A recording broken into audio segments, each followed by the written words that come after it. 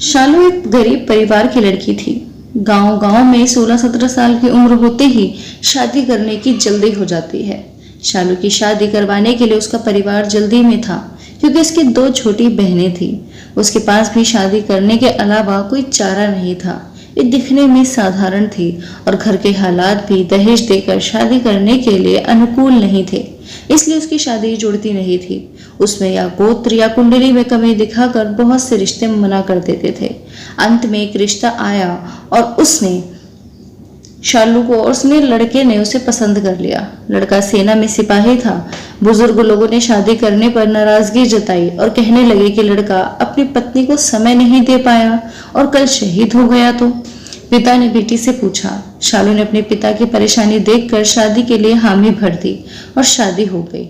शालू अपने ससुराल चली गई। फिर कुछ दिन बाद पति ड्यूटी पर चला गया। शालू अकेली रह गई। वह सोचने लगी घर बैठे बैठे क्या करना चाहिए।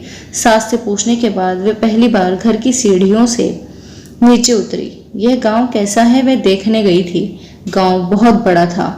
वहां उसे कोई नहीं पहचान सका। वह एक बड़ी दुकान के सामने चल रही थी, तभी एक दुकानदार ने आवाज लगाई और कहने लगा कि भाभी कोई सामान चाहिए क्या। उसने दूर से नहीं कहा। कुछ दूर पर एक किसान अपने खेत की कृषि सामान लेकर शहर की ओर जा रहा था। उस किसान ने शालू को सलाम किया और पूछने लगा कि भाभी आज यहाँ कहाँ। इस पर शालू ने उससे कहा कि आपको क्या करना है, मैं कहीं भी जाऊं। फिर किसान ने कहा, भाभी अगर आपको किसी भी चीज की जरूरत हो तो बस हमें बताना। धीरे धीरे शालू आधा गांव घूम चुकी थी, लेकिन ऐसे किसी से कभी नहीं मिली जिसने उनसे बात नहीं की है। शालू का सवाल था, इतने बड़े गांव में हमने कभी घर नहीं छोड़ा और किसी को जानते भी नहीं हैं, और फिर भी लोग मेरे साथ इतने प्यार से पेश आ रहे हैं और मुझे इतना सम्मान दे रहे हैं। हमारे गांव में कभी मैं पुरुषों से आंख भी नहीं मिला पाती थी। लोगों की ऐसी गंदी निगाहें देखकर मैंने उम्र में आने के बाद घर से बाहर निकलना बंद कर दिया था। लेकिन यहाँ स्थिति इतनी उल्टी कैसे। घर जाकर उसने अपनी सास से पूछा।